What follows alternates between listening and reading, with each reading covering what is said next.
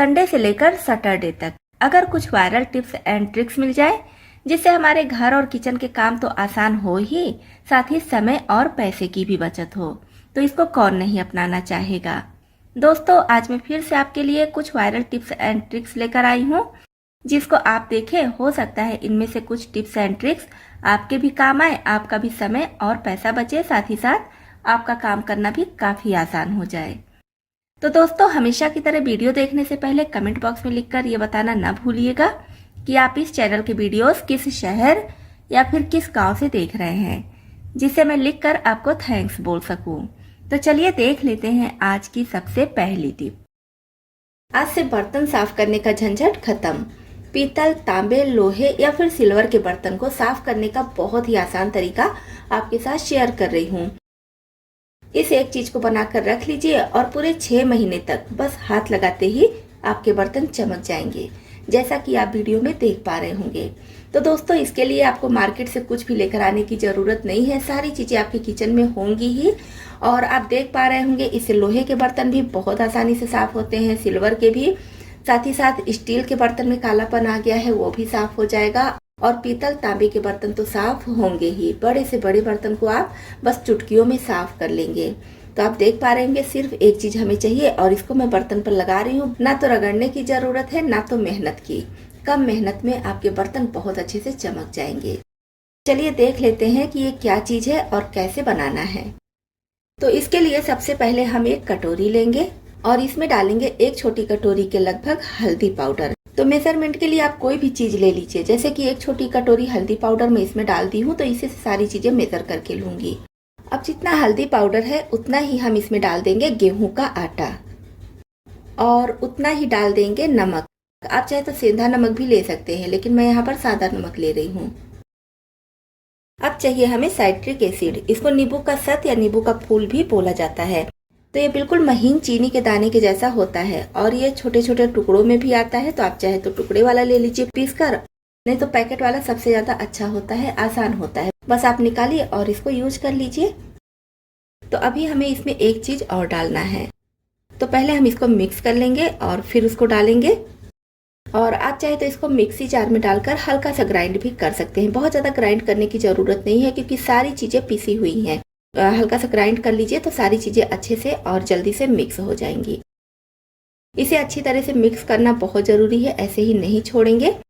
तो यहाँ पर है वॉशिंग पाउडर। जितना हम बाकी की चीजें लिए हैं मेजरमेंट से, उतना ही हमें वॉशिंग पाउडर भी चाहिए। किसी भी ब्रांड का वॉशिंग पाउडर आप ले लीजिए और इसको भी इसमें डालकर अच्छी तरह से मिक्स कर लीजिए।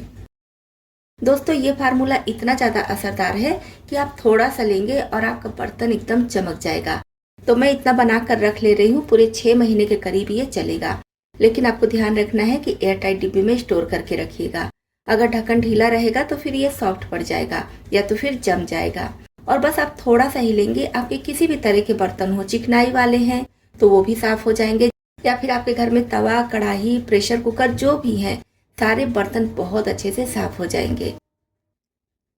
तो सारी चीजें अच्छे से मिल चुकी हैं। तो बस इसको बनाने के लिए हमें 5 चीजें ही चाहिए। 5 चीजों से ही ये पाउडर बनकर तैयार हो जाएगा। तो मेरे पास देखिए बेकिंग पाउडर का एक खाली डिब्बा है, तो मैं इसी में भरकर रख ले रही हूँ। बस इसको रखने के लिए आपको ध्यान रखना है कि प्लास्टिक का या फिर कांच का ही बर्तन लीजिएगा, स्टील का या फिर कोई मेटल वाली चीज नहीं लीजिएगा। डिब्बे में रखने के बाद इस तरह से शेक कर दूंगी, जो थोड़ा बहुत बचा है वो भी अच्छे से मिल जाएगा। अब जब भी आपको बर्तन धुलना हो तो इसमें थोड़ा सा पाउडर निकाल लीजिए, मतलब कि बर्तन के हिसाब से आप इसमें पाउडर निकाल लीजिए। अब आप इसे 2 तरह से बर्तन धुल सकते हैं। एक तो ऐसे पाउडर ही बर्तन पर डालकर धुल लीजिए और दूसरा इससे पेस्ट बनाकर। तो मैं यहाँ पर पहले पेस्ट बनाकर धुलकर दिखा दे रही हूँ। इसमें हम पाउडर के हिसाब से पानी डालकर अच्छे से मिक्स कर लेंगे। और अब मैं पूजा के बर्तन पर इसको लगाकर दिखा रही हूँ। जैसे कि ये पूजा का लोटा है तो इसमें लगाकर दिखाऊंगी। तो थोड़ा सा पेस्ट हम लेंगे और इसके ऊपर इस तरह से लगा देंगे। तो बस इस तरह से लगा देंगे और कुछ सेकंड रुकने के बाद मैं आपको दिखा रही हूँ। इसमें हाथ भी नहीं लगाना पड़ेगा और बर्तन एकदम बढ़िया से चमक जाएगा। तो देखिए, आप देख पा रहे होंगे बर्तन जहां भी पेस्ट लगा है वहां का एकदम साफ हो रहा है। और ये देखिए, तो आप देख पा रहे होंगे अंतर खुद आपको पता चल रहा होगा। इधर भी मैं लगा कर दिखा रही हूँ।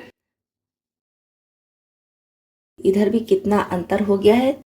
हल्का सा पानी लगा लेंगे और इतने ही पेस्ट में पूरा ये लोटा साफ हो जाएगा। तो देखिए कितने बढ़िया से पूजा का लोटा साफ हो गया है। नए पर इतना ज़्यादा नहीं चमकता है जितना अभी चमक रहा है। तो इस तरह से आप पूजा के किसी भी बर्तन को बहुत आसानी से साफ कर सकते हैं। तो देखिए ये भी कितना काला था, अभी आप इसको भी देख पा रहे होंगे अच्छे से साफ हो चुका है। बस इसको रब भी नहीं करना है, लगाकर ऐसे ही छोड़ दीजिए और उसके बाद सादे पानी से धुल लीजिए। कुछ भी आपको करने की ज़रूरत नहीं है, बिल्कुल भी रब ना कीजिए। बस इस पेस्ट को हर जगह अच्छे से लगाकर छोड़ दीजिए, सादे पानी से धुल लीजिए। देखिए मैं कोई भी स्क्रब वगैरह कुछ भी नहीं ली हूँ, हाथ से ही इसको साफ करके दिखा रही हूँ। तो आप देख पा रहे होंगे जहाँ भी ये पाउडर लग जा रहा है वहाँ पर बर्तन एकदम साफ हो जा रहा है। तो इस तरह से आप ये जादुई पाउडर बनाकर रख लीजिए और आपका काम काफ़ी ज़्यादा आसान हो जाएगा। खासकर सर्दियों में बर्तन धुलना सबसे ज़्यादा झंझट का काम लगता है। तो सर्दियों में क्या, हर मौसम में आपके बर्तन एकदम अच्छे से चमक जाएंगे, जैसा कि आप वीडियो में देख पा रहे होंगे। किसी भी तरह का बर्तन हो आप इसे बहुत आसानी से साफ कर सकते हैं। बस आपको ध्यान रखना है कि पाउडर या पेस्ट इसमें लगाकर छोड़ नहीं देना है, क्योंकि इसमें हम साइट्रिक एसिड डाले हैं तो वो बर्तन को खराब कर देता है। तो बस आप तुरंत के तुरंत लगाकर और बर्तन को साफ करके हटा लीजिए। अब इस कढ़ाई को मैं पाउडर से साफ करके दिखा रही हूँ। यहाँ पर पेस्ट नहीं बनाई हूँ, थोड़ा सा पाउडर इसमें डालेंगे और इसको भी रब करते हुए साफ कर लेंगे। तो दोस्तों उम्मीद करती हूँ आपको ये टिप बहुत ज़्यादा पसंद आई होगी। पसंद आई हो तो प्लीज़ वीडियो को लाइक जरूर कीजिएगा, साथ ही साथ फैमिली और फ्रेंड्स में शेयर भी कर दीजिएगा, जिससे और लोगों को भी इसके बारे में पता चले और उनका काम भी काफ़ी ज़्यादा आसान हो जाए। प्लास्टिक का मग्गा, बाल्टी या फिर प्लास्टिक के बहुत सारे सामान आप जोड़ सकते हैं मिट्टी से। जी हाँ, वैसे तो आप कई सारे वीडियोस देखे होंगे कई चीज़ों से प्लास्टिक के टूटे फूटे मग्गा और बाल्टी जोड़ने के, लेकिन आज हम इसको जोड़ेंगे मिट्टी से। जैसा कि आप इस मग्गे को देख रहे हैं कितनी बुरी तरह से ये टूटा हुआ है। ये देखिए हल्का फुल्का नहीं है, बहुत ज़्यादा टूटा है। इसमें पानी डालकर दिखाने की भी ज़रूरत नहीं है कि मग्गा किस तरह से टूटा है। ये देखिए, तो इस मग्गे को हम जोड़ेंगे मिट्टी से, एक बूंद भी पानी नहीं गिरेगा। अब इस वीडियो को पूरा देखने से पहले ही बहुत से लोग जो जल्दबाजी में होंगे कमेंट जरूर करेंगे कि इतने सस्ते से मग्गे को इतना मेहनत से क्यों चिपकाया जाए, इसको इससे अच्छा फेंक दें। आजकल मग हर कोई खरीद सकता है। तो जी हाँ, कोई भी खरीद सकता है और सस्ता भी मिलता है। लेकिन बहुत से लोगों का नेचर होता है कुछ अलग करने का, जैसे कि कोई भी चीज़ अगर टूट फूट जाती है, और सिर्फ मग ही नहीं, घर में बहुत सारी चीज़ें होती हैं, अगर टूट जाती हैं तो उसमें कुछ ना कुछ वो करते ही रहते हैं। जैसे कि ये मग टूट गया है तो इसको हम चिपका लेंगे। और ऐसा नहीं है कि इस मग को सिर्फ आप नहाने के लिए या पानी भरने के लिए यूज कीजिए। आप इसको चिपका कर अपने घर में छोटे छोटे प्लांट्स भी लगा सकते हैं, जो देखने में काफ़ी अच्छे लगते हैं। और यहाँ पर तो मग काफ़ी सस्ता चीज़ है, लेकिन आप इससे महंगी चीज़ें भी, जो आपके घर में काफ़ी महंगी महंगी चीज़ें हैं, कभी कभी टूट जाती हैं, तो इसी तरह से आप उसको भी चिपका सकते हैं। मैं मग को चिपकाकर सिर्फ एक आइडिया आपके साथ शेयर कर रही हूँ। आप किसी भी तरह के प्लास्टिक की चीज़ें इस तरह से चिपका सकती हैं। वैसे तो ये मग्गा बहुत ज़्यादा टूटा है, तो इस तरह से जिसके घर में भी टूट जाएगा शायद वो फेंक ही देगा। मैं इसलिए नहीं फेंक रही हूँ क्योंकि मुझे टिप दिखाना है। तो टिप दिखा दूंगी आपको, और फिर आप इस तरह से, चाहे तो मग्गा कम टूटा हो या ज़्यादा टूटा हो, या फिर बाल्टी हो, या फिर प्लास्टिक का कोई भी डिब्बा हो जिसको आप नहीं फेंकना चाहते हैं, यूज में लाना चाहते हैं, तो आप उसको जोड़ सकते हैं। तो ये काफ़ी ज़्यादा टूटा है, जैसा कि आप देख पा रहे होंगे, यहाँ से लेकर ऐसे करते हुए पूरा यहाँ तक। तो एक साथ हम पूरा नहीं जोड़ेंगे, थोड़ा थोड़ा करके जोड़ेंगे। एक साथ अगर हम पूरा जोड़ेंगे तो ये इधर से उधर खुलता रहेगा, इसलिए थोड़ा थोड़ा करके जोड़ेंगे। पहले यहाँ से यहाँ मैं आपको जोड़कर दिखा दे रही हूँ। तो पहले हम इस तरह से करते हुए इसको एक बराबर कर लेंगे, जिससे कि ऊपर नीचे ना हो, एकदम बढ़िया से ये जुड़े। तो इस तरह अच्छे से बराबर करने के बाद अब हमें चाहिए फेविक्विक। फेविक्विक आपको मार्केट में बहुत आसानी से मिल जाएगा, सिर्फ 5 रुपए का मिलता है। मैं यहाँ पर बड़ा ली हूँ क्योंकि कई सारे टिप दिखाने होते हैं, घर में भी बहुत ज़्यादा ज़रूरत पड़ती है, बच्चों को भी और मुझे भी, तो इसलिए मैं बड़ा ली हूँ। लेकिन आप सिर्फ 5 रुपए का चाहे तो ले सकते हैं। और इस पर हम इसको लगा देंगे। अब इसको लगाने के बाद हम लेंगे मुल्तानी मिट्टी। वही मुल्तानी मिट्टी है जो हम चेहरे में और बालों में लगाते हैं। तो ये भी मार्केट में बहुत आसानी से आपको मिल जाएगा और काफ़ी सस्ता मिलता है ये। तो थोड़ा सा आप लेंगे और इसमें बहुत ज़्यादा की ज़रूरत भी नहीं है, बस थोड़े से मिट्टी की ज़रूरत है। इस तरह से यहाँ पर हम मुल्तानी मिट्टी लगा देंगे। और तो इसका हमें पाउडर तैयार कर लेना है, और चाहे तो पाउडर भी आप ले सकते हैं, मार्केट में पाउडर भी आता है।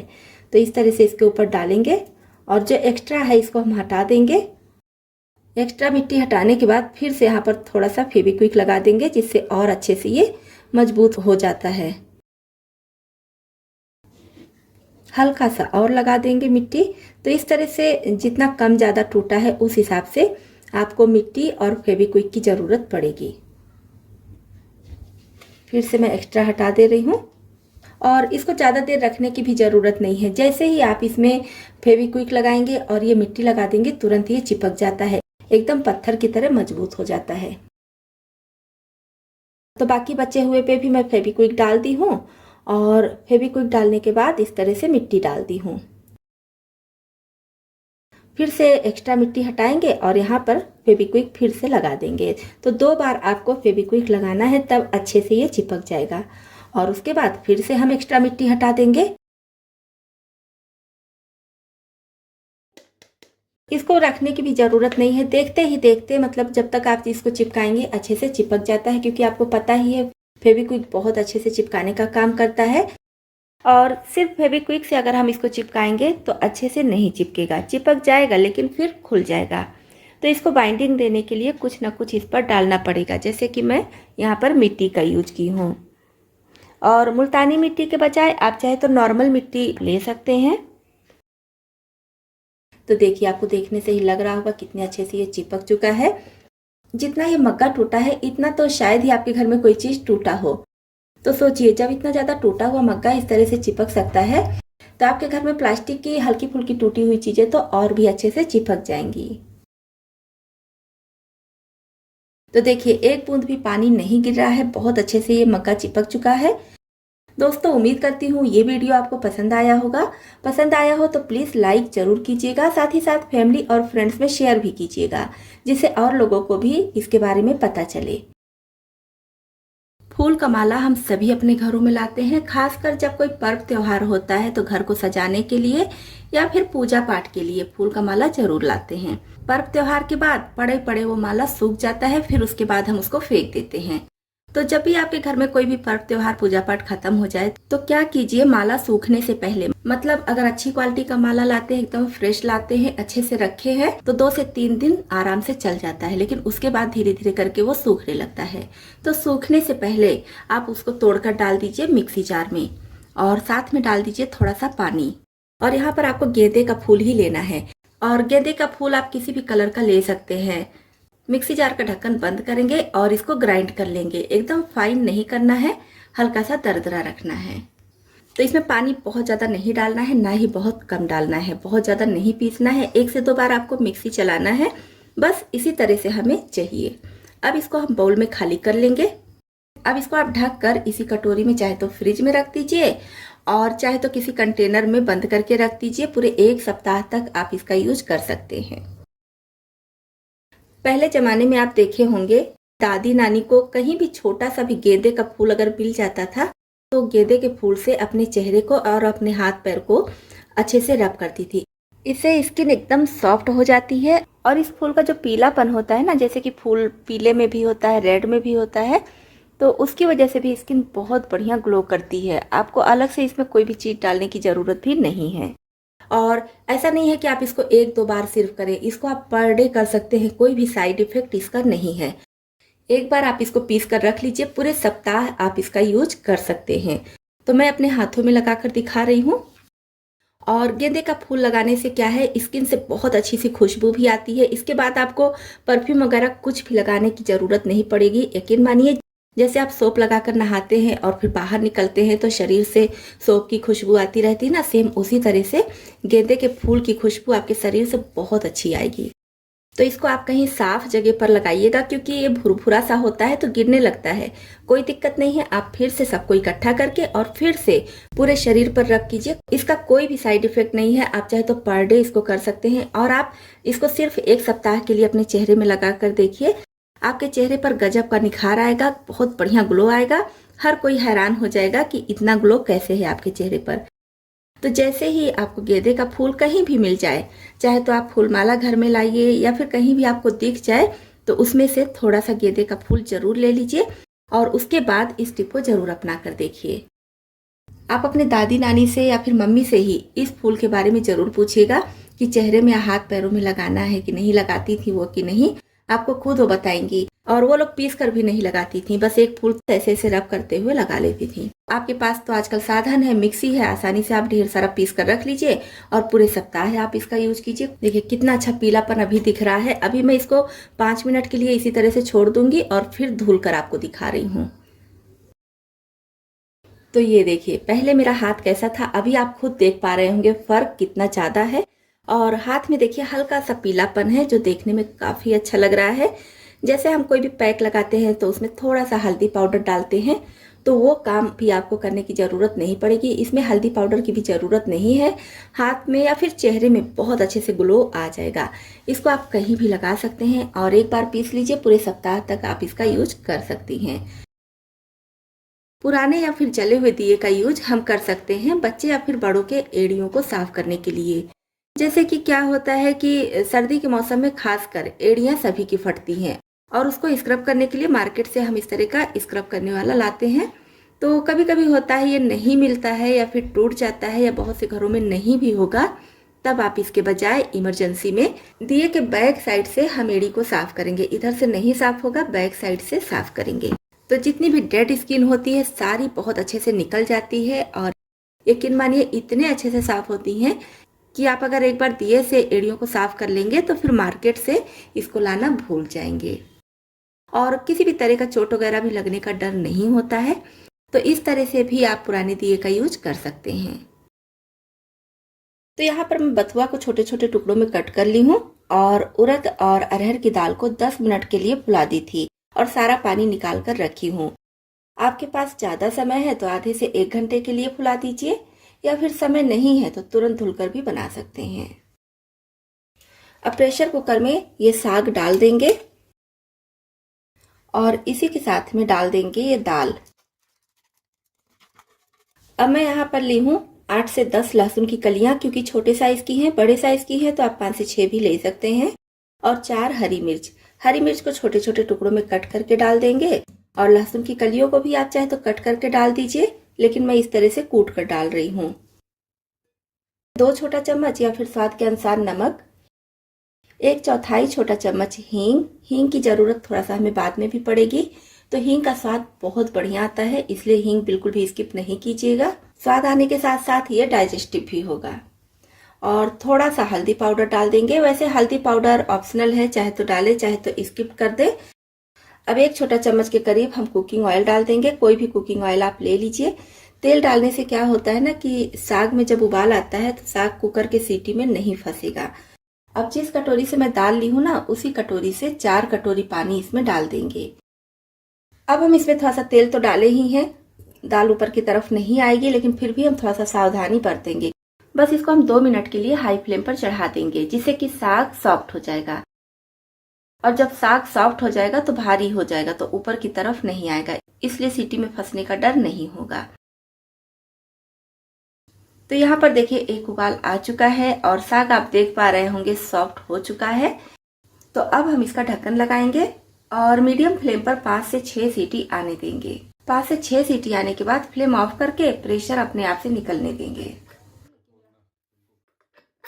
तो यहाँ पर देखिए प्रेशर निकल चुका है और दाल हमारी दिख रही है कि अच्छे से गल चुकी है। अब हमें इसको अच्छी तरह से मिक्स करना है। इसमें साबुत दाल नहीं रहना चाहिए, थोड़ा बहुत रहे तो कोई दिक्कत नहीं है, लेकिन ज्यादातर हम इसको मिक्स कर देंगे। आप चाहे तो कलछी से ही इस तरह से मैश कर दीजिए या तो फिर घुटनी या फिर मथनी, आपके यहाँ जो भी बोलते हैं, इससे इसको घोट दीजिए। तो देखिए दाल अच्छे से मिक्स हो चुकी है, लेकिन मुझे ये दाल काफी ज्यादा गाढ़ी लग रही है, तो थोड़ा सा पानी मैं इसमें ऐड करूंगी। बहुत ज्यादा पतली भी नहीं रखेंगे इस दाल को, थोड़ी गाढ़ी ही ज्यादा अच्छी लगती है। और फिर से फ्लेम ऑन करके इसमें 1 उबाल आने देंगे।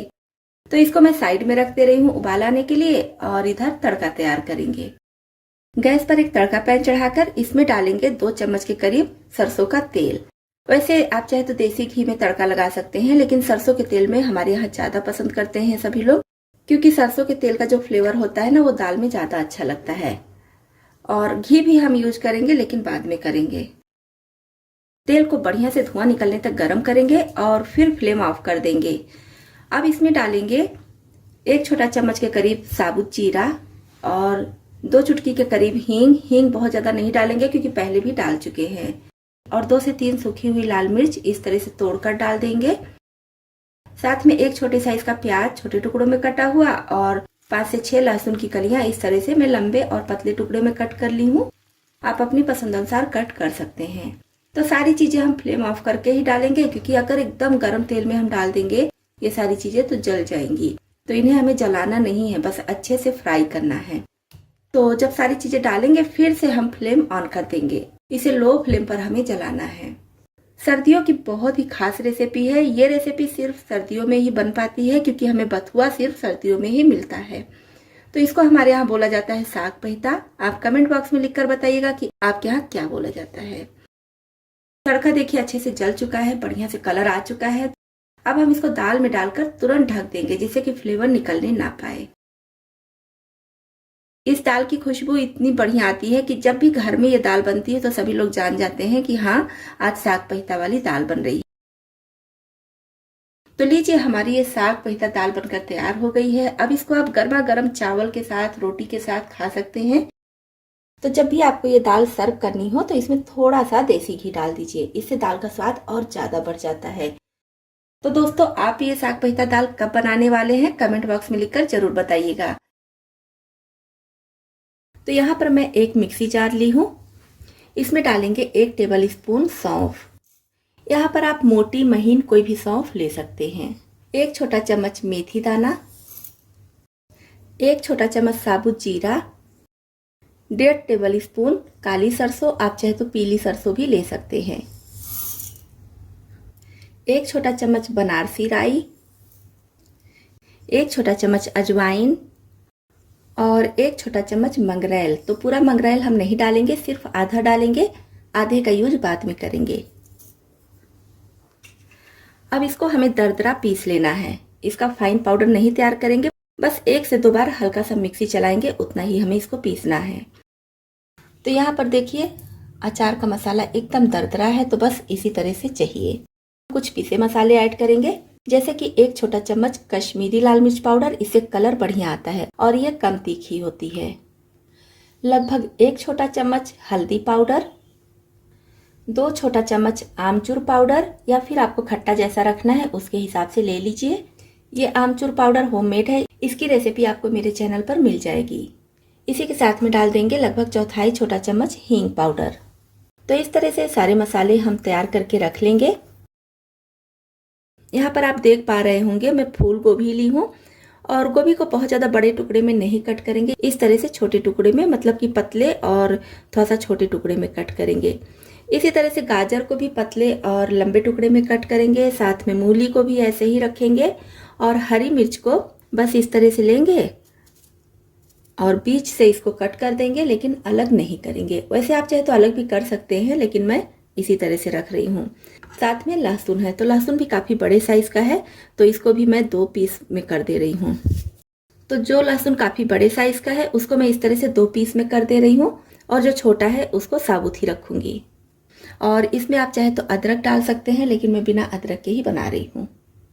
तो यहाँ पर आपको जो सब्जियाँ ज़्यादा पसंद है ज़्यादा ले लीजिए, जो नहीं पसंद है या कम पसंद है उसको कम भी कर सकते हैं। कुल मिलाकर लगभग 400 ग्राम तक ये सब्जियाँ होंगी। अब गैस पर हम एक कढ़ाई चढ़ाएंगे और इसमें डालेंगे 100 ml के करीब सरसों का तेल। किसी भी तरह का अचार हो, सरसों के तेल में ज़्यादा अच्छा बनता है। वैसे आप अपनी पसंद के कुकिंग ऑयल भी ले सकते हैं।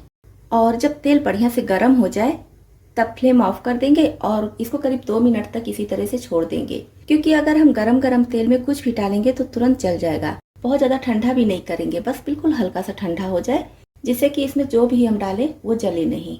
अभी भी गर्म है लेकिन थोड़ा कम गर्म है। अब इसमें ये हम मसाले डाल देंगे जो इकट्ठा करके रखे हैं। साथ में डाल देंगे मंगरेल जो बचा कर रखे थे और इसी के साथ में डाल देंगे कुटी हुई लाल मिर्च। तो इस तरह से जब गरम तेल में हम ये सारे कच्चे मसाले डाल देंगे तो मसाले अपने आप से भून जाते हैं। तो अब इसमें ये मिक्स सब्जियां डाल देंगे और इसको अच्छी तरह से चला देंगे।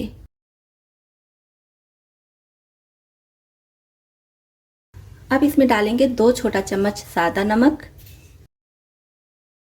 और 1 छोटा चम्मच काला नमक। किसी भी तरह का अचार हो उसमें नमक थोड़ा ज़्यादा डाला जाता है, इससे अचार लंबे समय तक स्टोर रहता है। जैसे जैसे अचार गलता है वैसे वैसे नमक सही हो जाता है। अब फिर से फ्लेम ऑन कर देंगे और घड़ी देखकर सिर्फ 5 मिनट के लिए हाई फ्लेम पर इस तरह से चलाते हुए इसको हमें पकाना है। 5 मिनट से ज़्यादा बिल्कुल नहीं पकाइएगा, नहीं तो ये सब्जियां बहुत ज़्यादा सॉफ्ट हो जाएंगी तो खाने में मज़ा नहीं आता है। हल्का सा क्रंच रहता है ना तो खाने में ज़्यादा मज़ा आता है। और सब्जियों का कलर देखिए थोड़ा चेंज हो गया है, अचार देखने में बहुत बढ़िया लग रहा है। अब फ्लेम ऑफ कर देंगे और इसमें डाल देंगे 2 टेबल स्पून सफ़ेद सिरका यानी कि व्हाइट विनेगर। ये अचार को लंबे समय तक स्टोर रखता है और इसको भी अच्छे से मिक्स कर लेंगे। और अगर आप इस अचार को लंबे समय के लिए यानी कि पूरे साल भर के लिए स्टोर करके रखना चाहते हैं तो फिर इसको तेल में अच्छे से डुबा कर रखना पड़ेगा। तब आप यहाँ पर ज़्यादा तेल ले सकते हैं, क्योंकि हम ये अचार जल्दी ही खाकर ख़त्म करेंगे 1 से 1.5 महीने में ही, इसलिए सिर्फ 5 से 6 टेबल स्पून ही तेल ली हूँ। अभी ये अचार खाने के लिए तैयार है। अगर आपको ज़्यादा क्रंची अचार चाहिए तो बस आज से ही खाना शुरू कर दीजिए, और थोड़ा अगर सॉफ्ट चाहिए तो बस 4 से 5 दिन रुक जाइए। 4 से 5 दिन में अच्छी तरह से ये सॉफ्ट हो जाएगा। अब इसको हम छोड़ देंगे 3 से 4 घंटे के लिए, जिससे कि अच्छी तरह से ठंडा हो जाए। तो अचार पूरी तरह से ठंडा हो चुका है और आप देख पा रहे होंगे देखने में कितना बढ़िया लग रहा है, कलर भी बहुत अच्छा आया है। तो बस फटाफट ये रेसिपी देखकर मिक्स अचार आप भी बनाइए। पूड़ी, पराठे, रोटी, दाल, चावल किसी के साथ भी खाइए। खाने में बहुत ज़्यादा टेस्टी लगता है और बनाने में आप देखे ही इंस्टेंट बन गया है। और जब ये पूरी तरह से ठंडा हो जाएगा तो किसी साफ और सूखे हुए कांच के जार में हम इसको स्टोर करके रखेंगे। तो लीजिए फटाफट हमारा ये बहुत ज़्यादा चटपटा मज़ेदार अचार बनकर तैयार हो गया है। तो दोस्तों, इसमें से आपको कौन सी टिप ज़्यादा पसंद आई और कौन सी पहले से पता थी, कमेंट बॉक्स में लिखकर ज़रूर बताइएगा। इसी तरह से यूजफुल टिप्स एंड ट्रिक्स देखने के लिए, साथ ही साथ हमारी यूट्यूब फैमिली में शामिल होने के लिए इस चैनल को अभी तक सब्सक्राइब नहीं किए हैं तो सब्सक्राइब भी कर लीजिएगा।